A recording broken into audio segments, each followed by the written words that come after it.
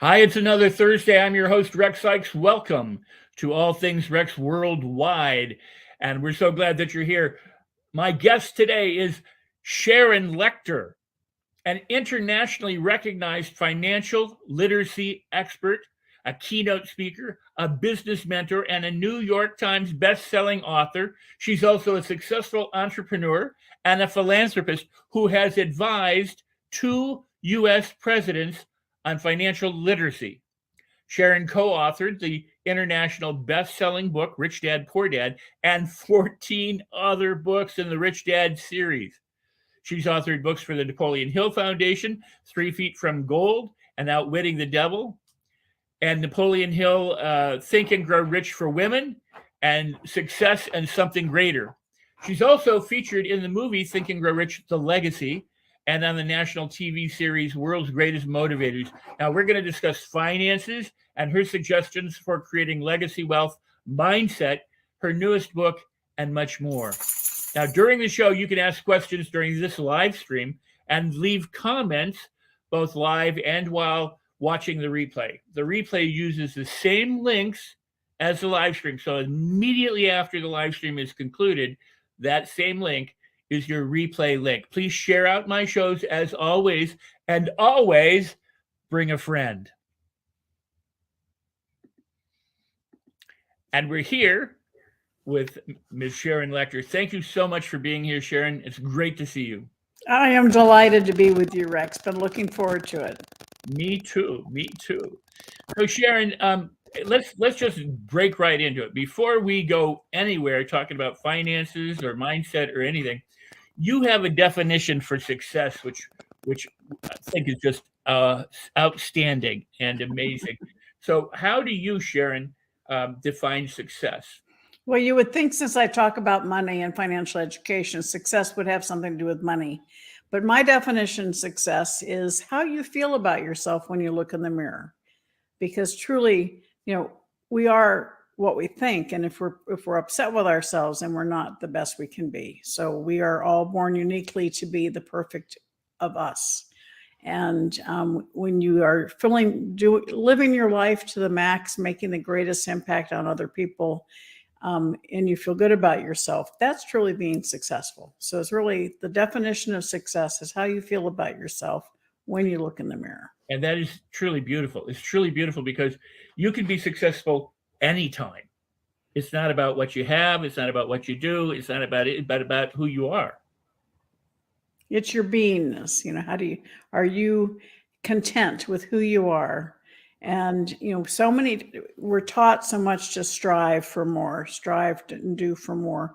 And that's all good. But that is in your own pursuit of what you want, not what someone else wants you to do or not what someone else wants for you. What do you want? Striving to be the best you can be and knowing that you are perfect just the way you are. Oh, that is so very, very beautiful. Well, with that in mind, Earl Nightingale has said, that success is the steady progression toward a worthwhile goal, which does mean, an evolution of sorts or moving after something. But again, that goal is something outside of you as opposed to you being enough all by yourself. And I think being enough, but when people find out who they authentically are, they find their infinite riches and their infinite resourcefulness and their infinite opportunities and potential, which is, I mean, how could you not be successful finding those things? Well, and I think I agree with Earl on the fact that the relentless pursuit of being the best person you can be. Right. Definitely. Right. No, absolutely. So with that in mind, before we get into wealth, let's talk a little bit about mindset because there are some people who believe you have to do lots and lots and lots of stuff and sacrifice and struggle and work hard. And I wouldn't argue that, but I would say that if the mindset isn't right, most people struggle and toil and spin their wheels. But if the mindset's right, then the efforts that they take after that becomes right action, that they then behave in a way that makes it much more fruitful than trying to fix everything first and then get the mindset right. how do people, what can people do from your experience, and because you also worked with the Napoleon Hill Foundation and the books Outwitting the Devil, and what Carnegie and Hill have discussed, how would you tell my audience today, or what would you say to them in terms of, hey, manage your mindset, get it straightened out? Well, let's start with some simple concepts. Your brain, your mind can not hold positive and negative at the same time. So if you're focusing on negative things, you're going to attract negative outcomes. If you're focusing on positive things, you're going to attract positive outcomes. And when you think about money, I challenge you to think about, what did you hear about money from your parents when you were little? Did you hear things like money doesn't grow on trees, pinch your pennies, save for a rainy day, or my most favorite, we can't afford it? What do all those things have in common? They're negative. So you grow up money negative, money negative, money negative. No wonder we end up with scarcity mindset, and we're taught to chase money. All right. And it's really important to understand where that came from, because that scarcity mindset doesn't go away overnight. Even when you become successful, if you have a scarcity mindset, you're going to be afraid you're going to lose it. And so you need to address the mindset as much as the money actions. And I teach mindset as it relates to all of my courses, in addition to the actual strategies that you employ to improve your financial position, because that mindset needs to be one of abundance, and you can't get there unless you release the scarcity.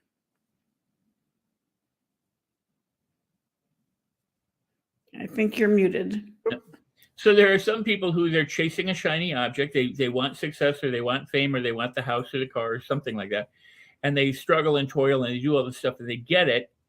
And I know that you've counseled people, I've counseled people, millionaires and billionaires, who they arrive and they're disappointed. It didn't turn out that the things that they wanted, or the pursuit that they spend a lifetime doing, was where they found true meaning. And I mean, I've sat in people's homes who go, I got all this stuff, but then I'm me at the end of the day. Yeah. And My dear friend Les Brown says you got to be hungry, right? And so when you think about being hungry, is hungry for money, or are you hungry for impact? Because if you're hungry for money, when you become successful, that hunger's gone. And then you say, well, is this all there is? When you hunger for impact, making a positive impact in the world. I had a father that would ask me every night, Sharon, have you added value to someone's life today? Wow. So my entire life has not been focused on money, but on impact. And when you're hungry for impact, that doesn't go away, because there's always more people out there needing to be impact. So ask yourself, what are you driving for? Do you want to create a legacy of positive impact on other people? Or do you want just money in the bank? Because when you get the money, there's this feeling of, okay, is this all there is? So. Well, and Hill modeled or studied, researched, 520 people. And toward the end of his life, he said, of the 520 people who were some of the wealthiest men at that time, obviously, he said only one actually had a good life, and that was John Burroughs, the naturalist, because he sought peace where everybody else sought money or riches. And he said that, I got to spend time with their families, and some of these people died broke, died crazy, died drug addicts or alcoholics, or killed themselves, or went to prison, and their kids were messed up and everything, because all they wanted was money. And then when they got the money, or once they got to the top, then they tried to hold on to the money. So everything that got them to the top was now changed, because now instead of being abundant, they were worried about losing it, and then lived, worried about lack. Yeah, they were in pursuit of the money at the expense of their relationships. And that's where things go awry. If you're pursuing impact and positive impact in the world, and you're pursuing the power of association, which is what I teach, you get rich through relationships. You get rich through impact. And as a result, your bank account starts filling up. But when you're concentrating on nothing but the bank account, then you end up having issues with the relationships, issues with your associations. And so you have to check yourself. And again, look in that mirror and say, what is it that you truly seek? Because a lot of people, when they pass away, they may have a lot of money, you can't take it with you. And they'll say, I wish I'd spent more time with my family. I wish I'd spent more time creating experiences and memories with my loved ones, as opposed to working so hard at the expense of that. Well, that is truly wonderful for people to begin to understand, because let me stop and say, hey, if you're enjoying what Sharon is sharing, because I sure am, go ahead and like the show, share the show out, leave comments, and feel free to ask Sharon questions while we've got her live here right now. Again, going back to Napoleon Hill, he said, there is no such thing as a free lunch. At all is a cost. And if you develop money consciousness, you have certain things that you have to do in order to woo money, but it's easily wooed if you know what you're doing. But that there is a price to pay, and some people sacrifice their health, their happiness, their leisure time, their family, their friends, and everything in pursuit of having cash. And as you said, you can't take it with you, or you sacrifice that stuff. So it goes back to your definition of success is how do you feel about yourself, and then the relationships that you have, and whether you're making an impact in the world, and then together with the ability to associate and connect with other people. I mean, you really have a beautiful wraparound philosophy here that helps to put people in the driver's seat and make them help them go forward.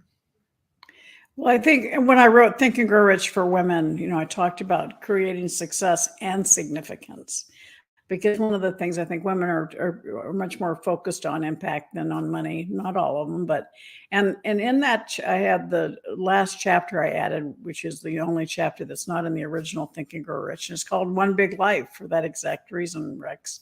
I think you have your financial life, you have your fitness, you have your field, your work, you have your friends, you have your fun. All of those things work together to create one big life. Right. And you can be very successful at one at the expense of everything else. And imagine it's like a life wheel. So if all of them, are successful and the other half are not, you have a flat wheel. So you want to be able to focus on all aspects of your life, your fitness, your fine. So many people create success, as you said, at the expense of their health.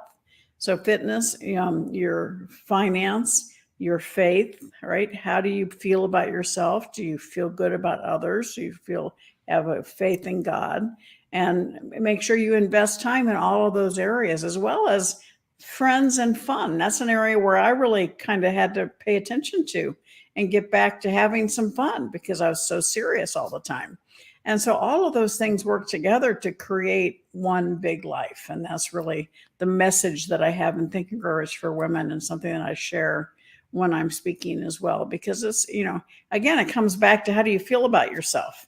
So if you're really successful, you got a lot of money in the bank, but you don't have any friends, I'm not sure that's success. I think we only get one time around in this lifetime, and to do it alone and grumpy and have a lot of money, I don't think that's a life. I think you want to have a life filled with relationships and fun and family that you care about. Well, I couldn't agree more. I just a little bit about me. As a young actor in Hollywood, I loved acting so much I wanted to do it all the time. And then when weekends would come along, I'd be upset, because I'm like, I can't act. There's no film crews that are doing things.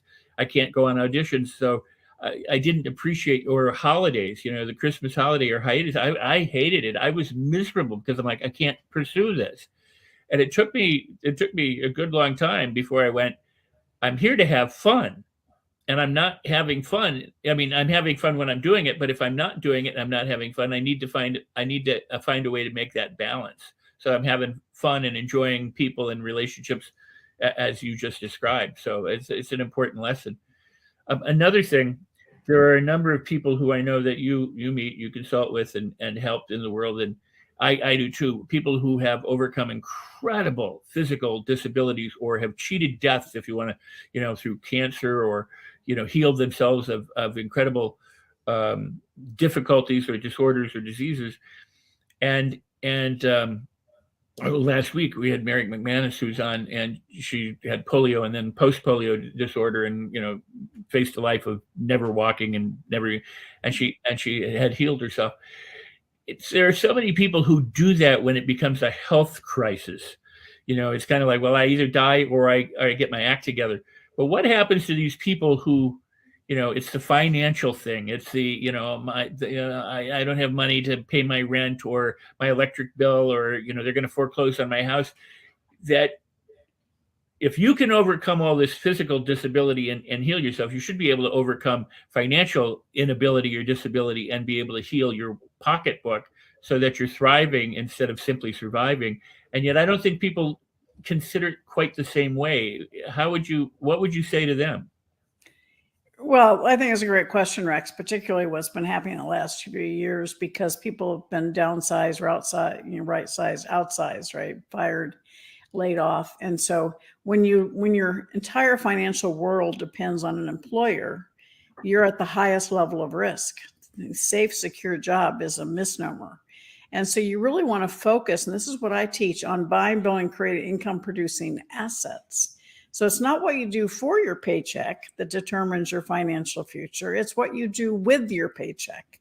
Are you getting paid and spending it all and it's gone? You have to go back to work to get more money. Or are you reinvesting some of that into your own personal balance sheet by buying, building, creating income producing assets? Because you don't have to have millions of dollars to be financially free. You're financially free when the income from your assets exceeds your monthly expenses. The problem is we're not taught that in school. We're taught to exchange time for money to get a paycheck. And so that's all of my teachings is to get people to understand, let's focus on assets. And when you're just starting out, don't get yourself into a lot of bad debt because that holds you back so much. But if you are in bad debt, let's focus on how to get out of that so that you can start building a future through buying, building, creating assets. Whether you're young or in your 60s or 70s, it's never been easier to make money. But you have to focus on the type of money you're making. No, that's great. I mean, it's never been easier to make money, and yet there are a lot of young people out there right now who do have bad debt, and they don't know what to do, and they don't know how to make ends meet, and or they lost their job or whatever.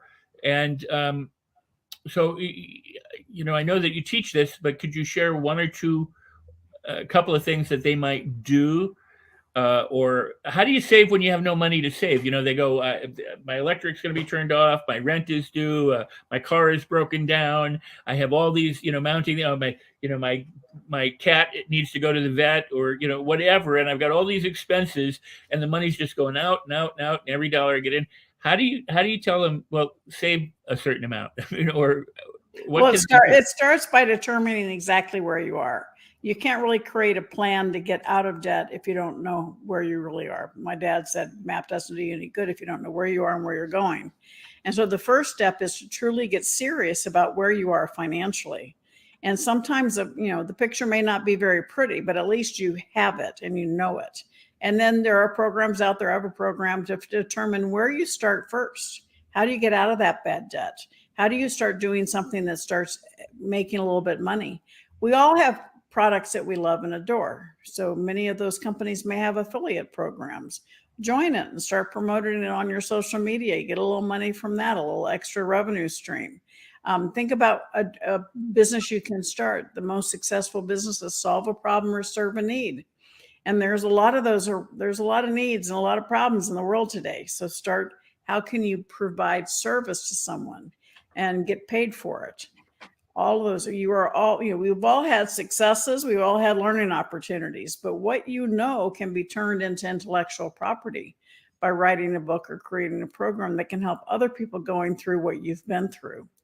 And so many people are stuck because they're in this concept of, I get a paycheck and that's all there is. No, there's so many ways to make money.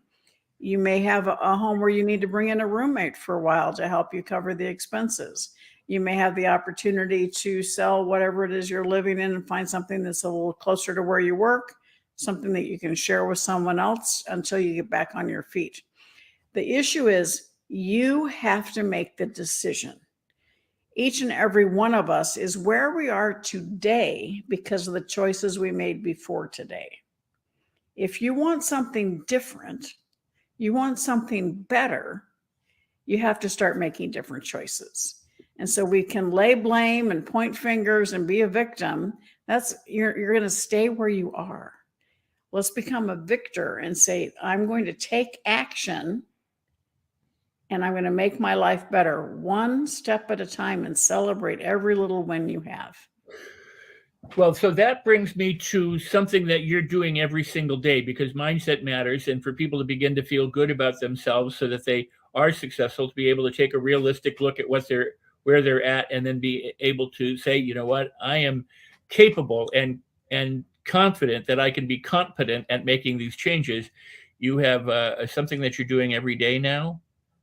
Oh, yes, my ATM is a play on the bank ATM deposits, but it really is more of a, when COVID started, I was so upset with all the negativity in the world. And when I get upset about something, I usually start a new company. So I started a program called Daily ATM Deposits, Abundance, Tips, and Mentorship. And it really is, I've just done my 850th. It's a daily message of positivity. Sometimes I use other people's quotes. Sometimes it's just me talking to you. And it is really to get you to understand and start your day in a positive mindset, upon a positive frame of reference. And every day I end every ATM with you saying, say it with me, I am fabulous. Say it with me, I am fabulous. And I go, yes, you are. And that's how you kick off your day, to know that I have my belief in you. I have belief in you, and I want to support you. Yes, Ava, you are fabulous. Indeed, she is. And I am fabulous, and you are fabulous, and everyone watching, you are fabulous. And down below, it just changed, but down below was the banner that showed. It'll be back. There it is. ATM, SharonLechter.com.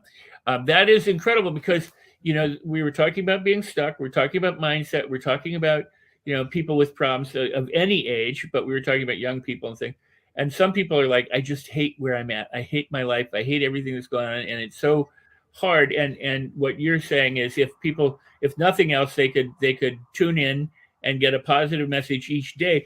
I mean, because this is really the crux of the matter. If you don't do something to feel positive, you're not going to be positive. And those people that are hating their life and they're feeling this, but they're filling their brain with negativity. And it's so hard to break out of that, because it's like you're wallowing in it, and it's like self-propagating. And so you have to stop and say, okay, I don't like where I am, but I'm going to do something about it. Like I've shared for years the definition of worry. And to worry is to pray for what you do not want. Now, I happen to be a champion worrier, but when I saw that definition, it really helped me so much in my own life. And I share it around the world, and I get people all the time reaching out to me, because it brings it home to you. Because we get into these worry storms, which is negative. We're worried about something happening. And so I say, when you get into one, stop and say, I'm not going to focus on what I don't want. I'm going to change my mindset and focus on what I do want. And it's magical, because you start focusing on the positive. Get rid of that negativity and focus on the positive. Well, let's talk a little bit about some of the missing aspects. I mean, some of the Napoleon Hill stuff that kind of got sanitized or glossed over in the years. The idea about vibrating and frequency, and the fact that we attract, birds of a feather flock together, so that if you're thinking a negative thought, you're broadcasting negativity and then getting it back. I mean, you're just kind of co-creating the same mess over and over and over again. That's right. Imagine yourself. One of the things in Outwitting the Devil, and you want to talk about, but talks about controlling your environment. So think of yourself in a room that is the funeral of a child. Okay. Everybody that just listened to this, you immediately went, right? You felt down. You feel that the vibration of the energy in that sadness, it can't help but impact and penetrate your mindset. Versus you're going somewhere and there's a party and people are dancing and laughing. All right. You're going to soak up those environments. And so that's where you're taking your feet to, where you're walking in, right? But you're doing the same thing every single day with your mind. What are you listening to? What's playing in the background? What are you reading? What is kidding? Are you filling your brain with negativity and stress and strife? Are you filling your brain with imagination and positivity? Because that's what allows your brain to open up and identify opportunities or create new opportunities for yourself. So people are either looking at where they're stuck and creating more stuck, or attracting more stuck, or manifesting, or however you want to put it. They're perpetuating the very thing they don't want. And on top of that, if they are negative thinking, then they're squirting those hormones and neurochemicals that depress the immune system, create more stress.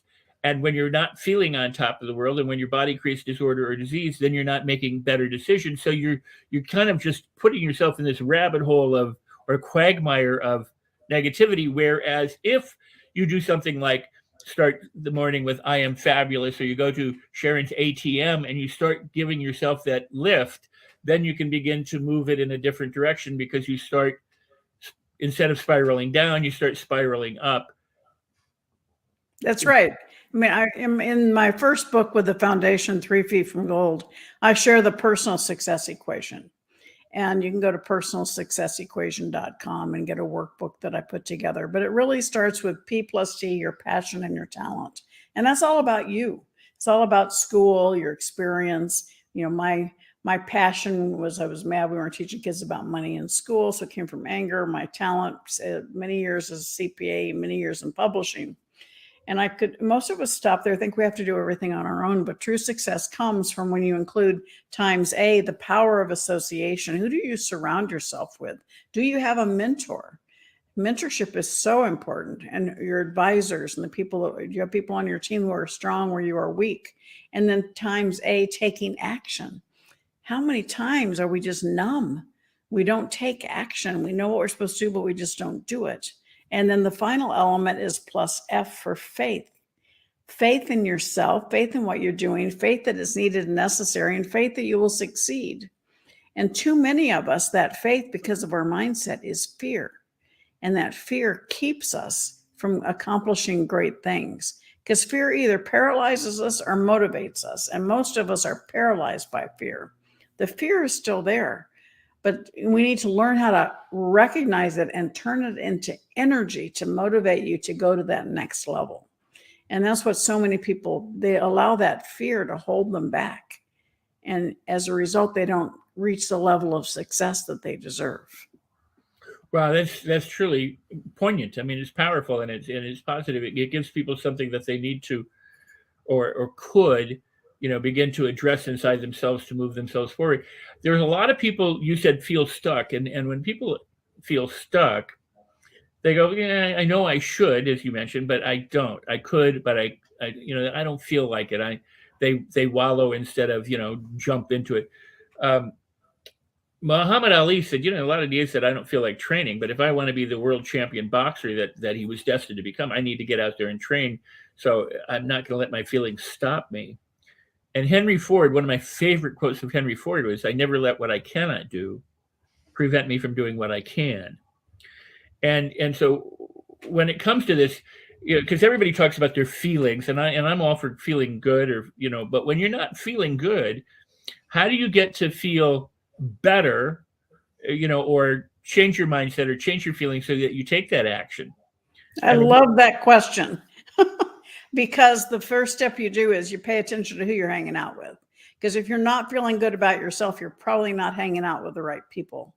Because that power of association, I attribute every bit of my success to the power of association. The people around you, are they challenging you? Are they encouraging you, applauding you? Or are they pulling you back? Are they making you feel bad that you're trying to do something and they're not?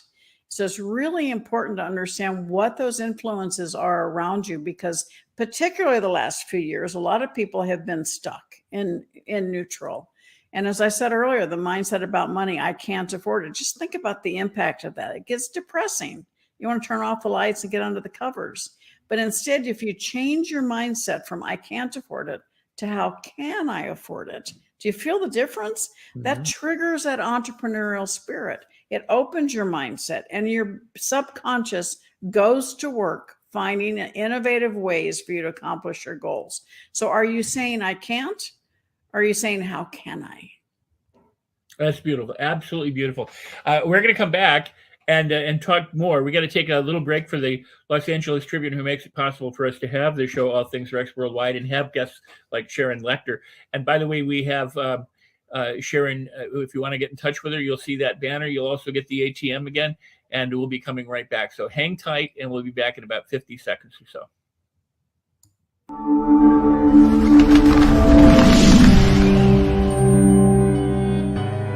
Welcome to the Los Angeles Tribune page. Here you will find original news programming, exclusive digital events, and shows that are directly from the community. At the Los Angeles Tribune, we believe in giving a voice to the voiceless. We are proud to be the only national brand to empower everyday people to make a difference. Since 1886, our reputation has been built on truth and responsibility. Thank you for watching and making a difference. For general inquiries, contact today. Thank you on behalf of the Los Angeles Tribune team.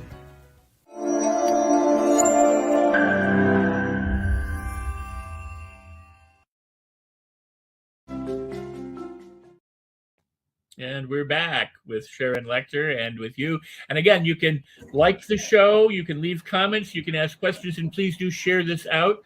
You can leave comments during the replay. All of the live links become replay links as soon as the show's done broadcasting.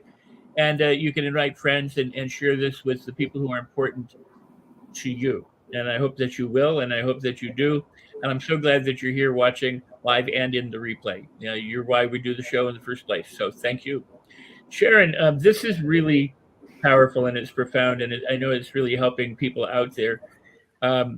Because you said it again before. Now, environment and the people you're hanging around, but you also said, what are you filling your mind with? Are you doing some reading or some daily, auto-suggestion or affirmations or something along those lines? In other words, what are your practices in addition to, what are your surroundings that uplift you as opposed to, depress you or cause you to remain stuck?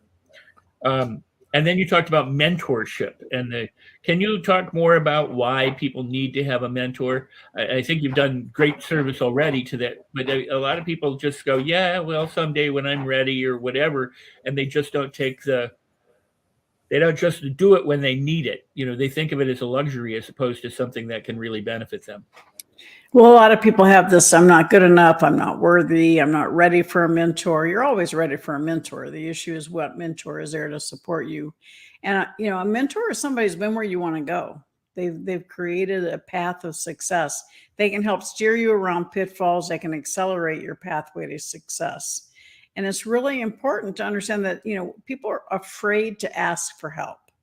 And so I always say, instead of viewing it as asking for help, which you kind of think of as a negative, think of it as a compliment to an individual that they have a life experience and business experience that has gotten them success that you want to learn from. And so if you think about that from a standpoint, if it's a compliment to the mentor that you want to learn from them, it's not so much asking for help, it's asking for guidance. And that, just the terminology is something that can change your mindset into understanding it. And there was a poll several years ago, and it was like 73% of people polled agreed that having a mentor was really important and powerful. And only, I think it was around 30% actually had one. And so that tells you, we accept that we need it, but we aren't pulling the trigger. And a lot of it is that I'm not worthy, imposter syndrome. And it's like, go for it. Somebody you ask to mentor you, all they can do is say no. And it's a compliment to them. And so find that mentor that can help you get to where you want to go. Now, there's a difference between coaches and mentors, Rex. And so coaches are very important. They keep you accountable to a predetermined path or plan. I'm not a good coach. I'm a great mentor. A mentor is someone who has been where you want to go. They have a level of success that they can step into your world and customize the journey for you to get to where you deserve to be. Well, I think you just raised a really important point, and that is, who do you pay attention to, or who do you listen to, or who do you learn from?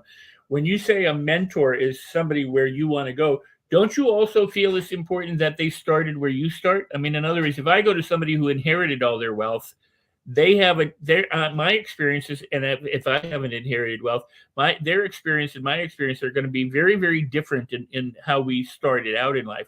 But if I go to somebody who's not, who had nothing and then created their own wealth, wouldn't you say that's the person I should learn from? I mean, as opposed to, I mean, how do you? It's one thing to just pick a mentor. It's another thing to pick one that is a good fit for you. Well, you want somebody who's learned to create success in the environment that you want to be in. One of the things that drives me nuts, because so many people fall for it, you know, somebody is out there and they talk about being successful and how they ended up filing bankruptcy, and they made another success and they filed bankruptcy. I'm going, you know, do you really want to learn from somebody who, yeah, there are people who have to file bankruptcy and they get out of it. But if they've done it 2 or 3 times, they haven't learned the lesson. And so make sure you're paying attention to who you're learning from. Somebody who understands and has learned the power of success and reinvestment and the power of assets that keep on giving. They're the gift that keep on giving. And on top of that, if you're the person seeking a mentor, you need to be teachable. You need to, I mean, I know people, you know, having come from Hollywood, I know people who they take meetings with these big producers or directors or writers, and they say, oh, I like your screenplay, but if you would make these changes, you know, you might get some mileage with it. And then the person goes home and I say, did you make the changes? And they go, no. And I go, why not? And they have this whole litany of why they didn't do it. And I said, you do realize you just wasted this person's time, that when they look at you now, they know that you're not a person that's going to do what they say. So, and that's 98% of the people out there.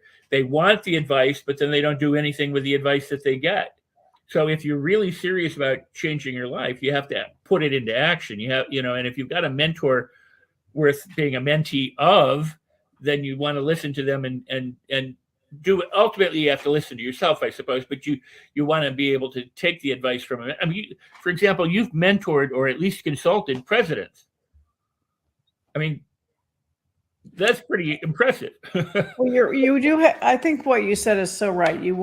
My husband has a term because he's an intellectual property attorney. So he helps help people identify their intellectual property inventions and protect it. And his term is suspend disbelief. So a good mentor will suspend disbelief in anything and help somebody create the next level of success. But a mentee, the person seeking mentorship, also has to be open to the possibilities. You know, there have been clients, not too many, but there've been a couple that I had to basically say, you know, we can't work together anymore because they wouldn't listen.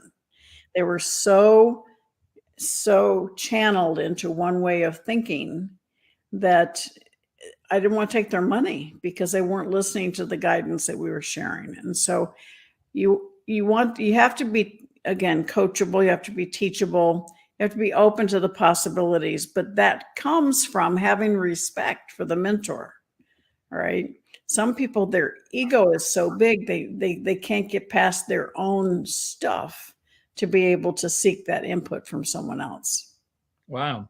Well, and thank you for that, Kathy. But yeah, you know, the interesting thing is a lot of people know what they should do, know that they could do it, and then don't do it, and expect something to happen outside. The externals are going to change somehow, or suddenly there'll be this windfall, as opposed to I'm right now creating my reality, and my mindset either serves me to move forward or it serves to hold me back.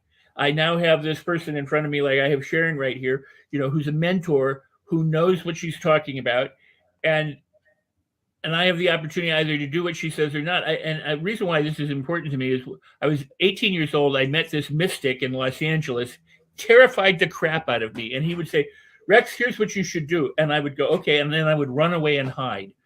And I never thought he had, you know, pure motives or anything. I was always suspicious, always worried, always concerned, always thought I was being, and he was doing it all for free, I think, which is the other thing that made me really suspicious. Why are you taking this interest in me? I'm not paying you anything. But he genuinely, you know, when I later looked back on it, and we had maintained a friendship through the years until he passed away, he was really just trying to help me. He really just said, there's something in you. But I just did home, you know, I just didn't have the mindset of, yeah, I'm going to do this stuff. So I've been there. I've been on that side of going, thanks, but nah, and running away. So how, well, how part of it is you have to be invested in the process. That's why a lot of people, when you get something for free, you don't value it. And so it's important, there can be unsolicited advice, which, I'm pretty good at, and I try not to be, but, or you can seek guidance. So opinions versus guidance. And you want, when I'm working with a client, a mentoring client, I will say things like, have you thought of, or are you open to a new idea? Okay. Because sometimes they're not. And so I stop. But if they're open to a new idea, that is kind of a trigger to their mind to say, oh, let's listen. Right. And I'll say, have you thought of? Okay, let's listen.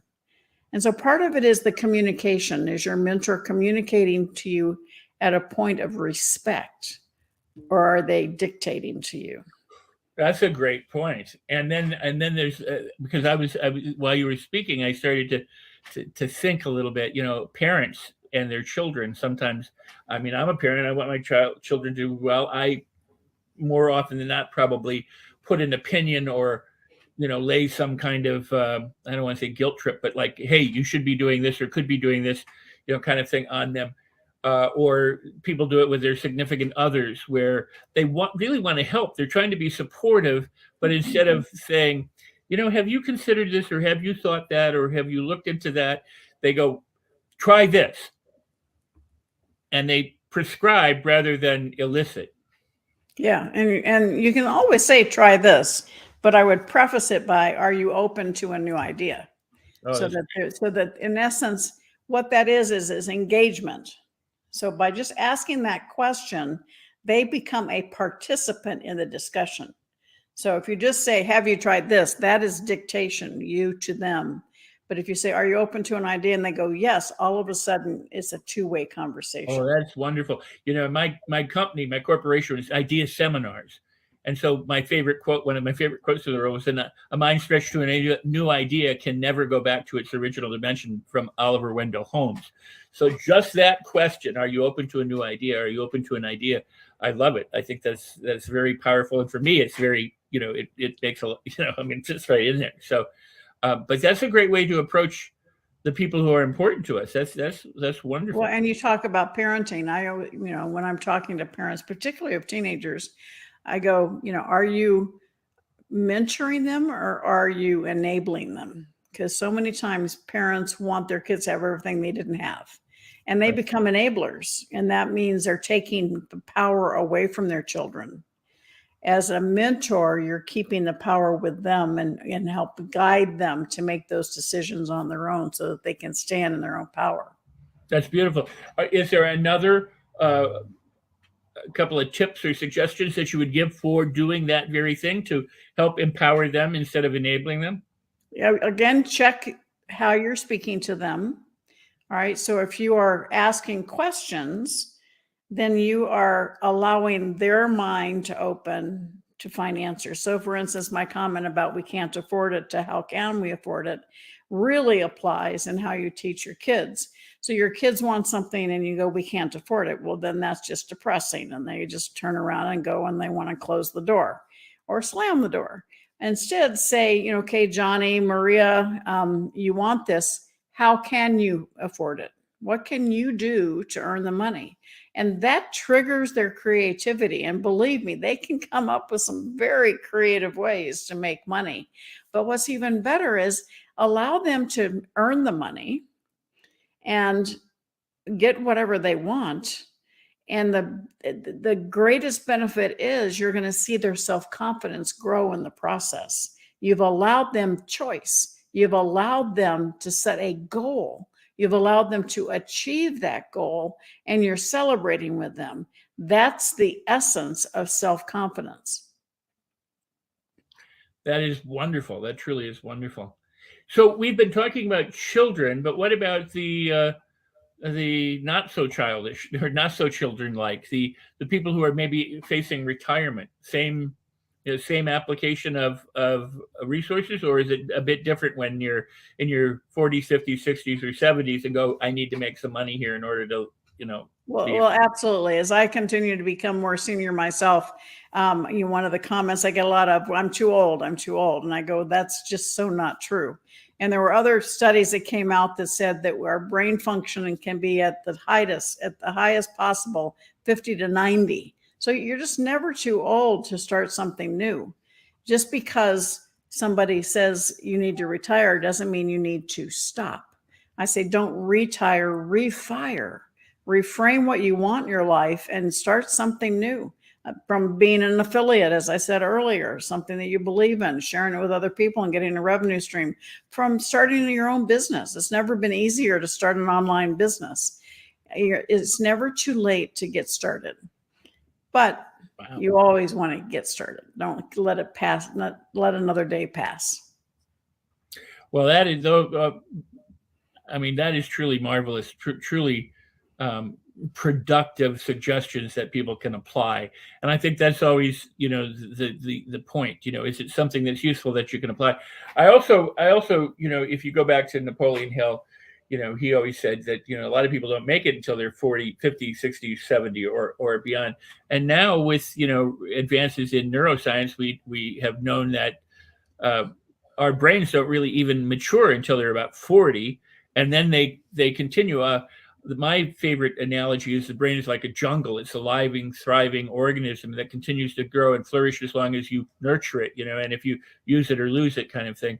And we're still combating this idea that if you're older, you're heading more towards senility than you are toward, staying cogent and bright and sharp and alert and being able to do everything as if somehow we're helpless. And I do think that that's part of a societal myth that is, designed to pretty much keep us helpless and hopeless whenever they can. You're either too young, or you're too old, or you're too broke, or you're too this, or you're not the right political party, or the right religious, or the right color, or the right something. And all of those things really don't matter when your mindset is right and your heart is in the right place, as I think you would say, right? Well, I think, as well as control over your environment, Rex, it's also control over your time. Are you spending time and let it go by, or are you investing your time in being productive and creating a future? And I know this personally, because I've had this issue in the last few years where you look back and you think, okay, I'm well down the runway of my life. And you can look backwards and feel sadness for what you didn't do or what you didn't accomplish. But that doesn't help anybody. Right. That just holds you there. It stymies you. So instead of looking back, say, look at all the wisdom I've gained, all the experience I've had, the successes, the mistakes, the learning opportunities. And I am so enriched by the life I've led. What is amazingly possible for the future that's left of me, and to make use of every single day, and to realize, particularly the last few years, as some of your audience may know, I lost my youngest son almost 10 years ago. And it put me into a world of numbness and living life in neutral. And it took me a few years to get out of that, to realize that I still had more to do. And it was like his voice in my ear saying, get over it, Mom. You're still here for a reason. There's more for you to do. And in the last few years, a lot of people have been stopped due to COVID, illness, financial setback, divorce, death in their family, as in my case. The issue is you're still here, and you're still here for a reason. And what you've been through, all the positive things and all the negative, have created who you are today. And you have the unique opportunity to help other people coming through that are facing the same issues that you faced. And what a gift that you can give to the world and to those individuals by sharing and allowing them to understand how you continue moving forward. And, when you give the gift of hope to someone else, your own hope rises along with it. Wow, that is truly powerful. What you said at first, about people look back in their time and they regret it. The folly of people is amazing. In some cases, they go, I've wasted my life. And then they spend the rest of their life regretting that they wasted their life. I mean, perpetuating the very same thing that they did instead of going, whoa, I don't have to do that anymore. And now doing something new and different, which is why, you have the ATM and why you do what you do. One of the concepts that I think is so powerful that you and Robert put forth in Rich Dad, Poor Dad was, and I remember this every single day. I love that you say, it's time. You can say eat leisure. It could be money. It's the concept of feeder or eater. Yeah. So assets feed you, liabilities eat you. And it's kind of a simple concept. One of our most controversial messages is your house is not an asset. And It's because it's not an investment asset, because a house, if you live in it, costs you money. It doesn't make you money. Of course, in today's world, a lot of people can make money with Airbnb and that kind of thing. But the issue is understanding, are you going to spend time buying toys that just drain you? Are you going to spend time investing, buying, and building assets that generate income and buy your toys from that income? All right. So we share an example in one of the books about wanting a Porsche. And instead of buying the Porsche, they bought the apartment complex. And that apartment complex generated monthly cash flow each month that paid for the payments of the Porsche. Well, all of a sudden, 5 years down the road, the Porsche's paid off. They have the Porsche and they still have the apartment complex generating money every month. That's a perfect example of paying attention and investing your time in buying, building, creating assets, because those assets become your employees. They work for you. So, and as I said earlier, you're financially free when the income from your assets exceeds your monthly expenses. And again, it's not millions of dollars. It's whatever your living lifestyle is demanding on a monthly basis. Focus on getting assets that generate that kind of passive income each month. And that's when you have the choice of financial freedom. Oh, that's wonderful. That is truly wonderful. And I oftentimes, I do think about it in terms of the finances, but I also think about it in terms of my time. Am I feeding myself and growing, or am I being eaten by how I spend my time, or my leisure, or my friends, or any of the, they all could be one or the other, in the different areas, of your life. So that concept has been one that I've really, really enjoyed. And I appreciate you.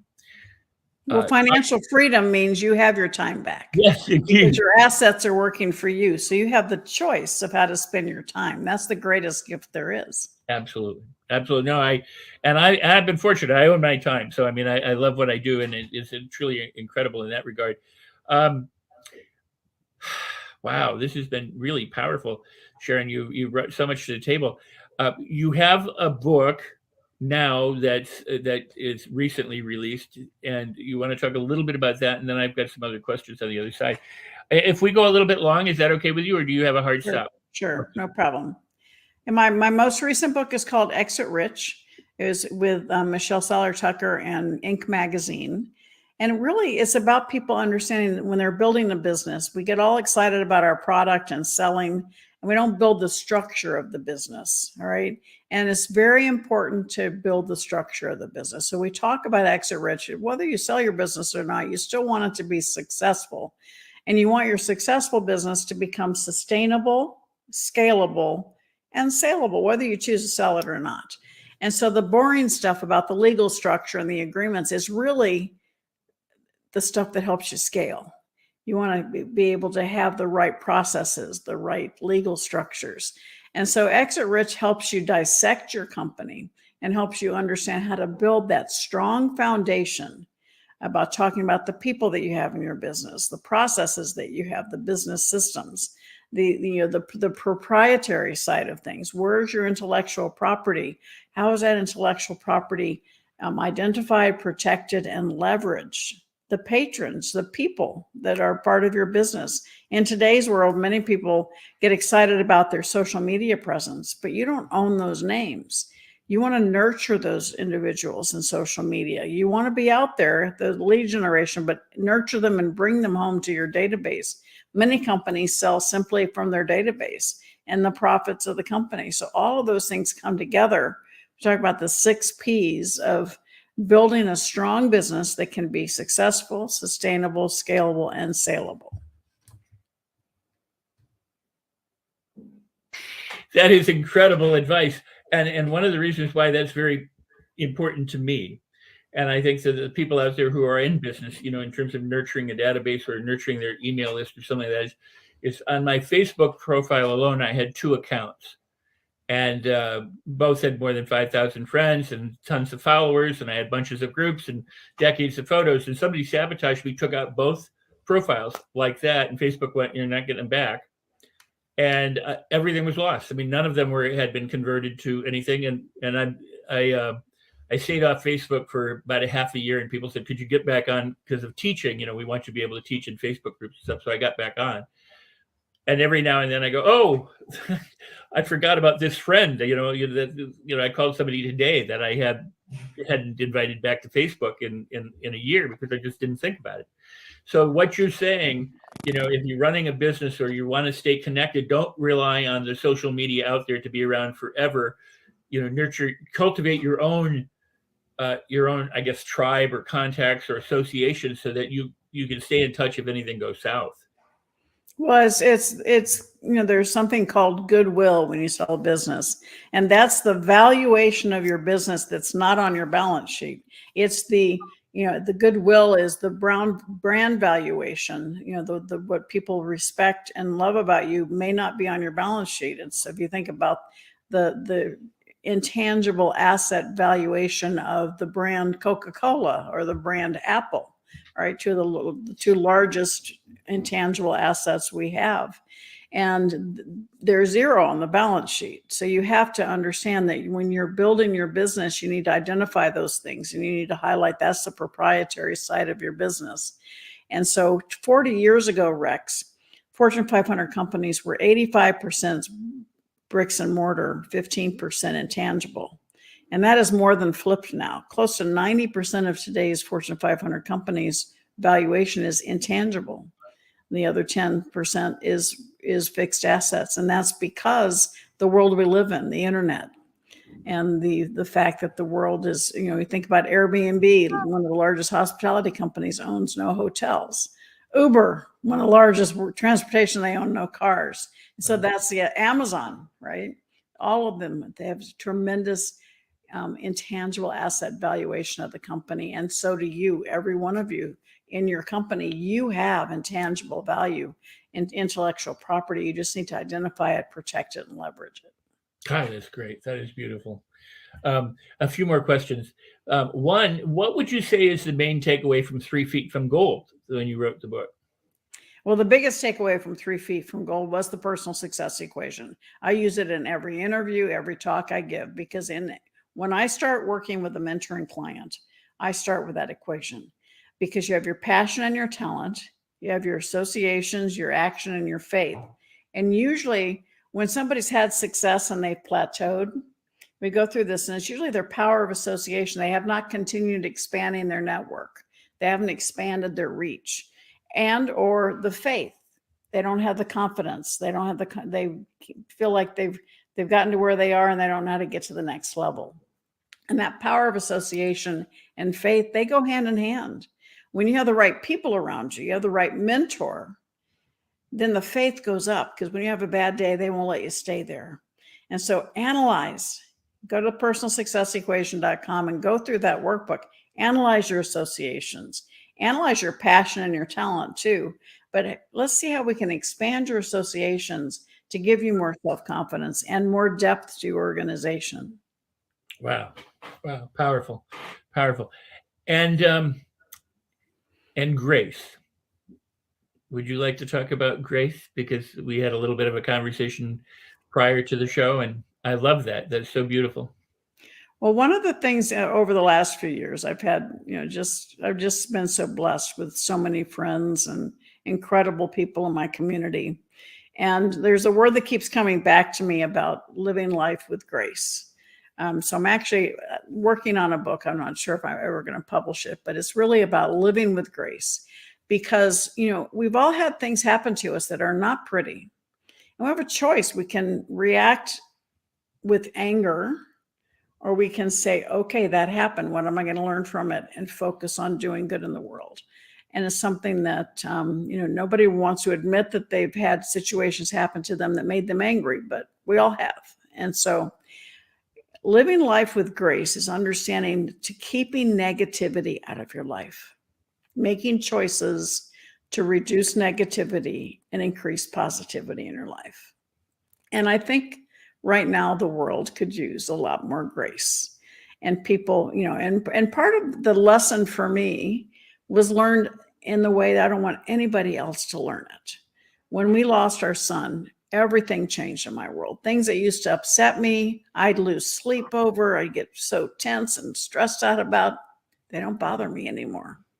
Because when you've had that level of grief in your life, you realize that we're all here for a very short amount of time. And are you going to spend your life in stress and sadness and grief? Or are you going to spend your life looking to how you can live a life with grace and add value to other people's world? Wow. You embody so much of one of your own principles, but also what you've learned from all the different things that you've done and from what you've applied in your own life and from life experiences. I mean, it's truly an unprecedented opportunity to be able to discuss this with you here. And want to keep doing it again and again and go on for hours and hours. But it is truly, I think, so important for people to those who are watching now live and in the replay to understand that you can have it all. You can have that big life, right? And that is your mission. And when we think about, like, Napoleon Hill, he'd say, go the extra mile and add value to other people, and and understand that where you put your attention is an investment in yourself or in your future, and and I just really, I want to give you one, I want to come back to the ATM, but I also want to give you the last word to say whatever you would like to say that's in your heart, to the audience, to the people who are listening and watching right now, because this is truly valuable and very, very powerful. So thank you, Sharon. Well, thank you, Rex. And I just want to applaud you for putting this show on. And I know Ava was in the background. Thank her for her support. Yeah. When you say you really truly can have it all, first you have to start by defining what is all. Okay. What's your definition of all, not somebody else's. Okay. You can have it all if you define what that is. All right. It's your choice to be grateful and treasure what's in your life. It's also your choice to be unhappy and to want more and to be envious.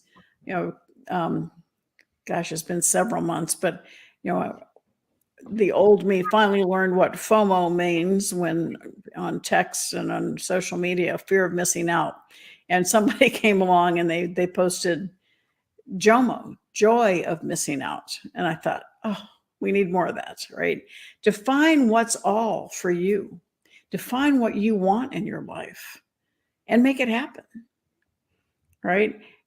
There are so many avenues I could have gone in my life. And if I focus on the avenues I did not take, then I'm being negative. Often people ask me, what would you say to a 16-year-old Sharon or a 21 Sharon? And I get asked that question a lot. And my answer is, I probably say, don't stop. But most importantly, I go, I don't want to focus on that, because if I hadn't had all my successes and all my mistakes and learning opportunities, I wouldn't be who I am today. And I have a 42-year marriage. I have beautiful children, beautiful grandchildren. Yes, I'd probably like to go back and not lose a child, but focus on you today. Focus on what God has given you. Focus and be grateful for what you have. Don't focus on what you don't have. And know that you have a choice every single day on how you focus in the first 5 seconds of the day, like Mel Robbins, but with my ATMs, focus on positivity, and it stays with you all day. Focus on adding value to other people's world. Focus on relationships. You know, my husband and I, first thing every single morning, give each other a giant hug. You know, focus on adding value to your life by adding value to other people's lives. And your life will be enriched and you will have it all. Wow, that is outstanding.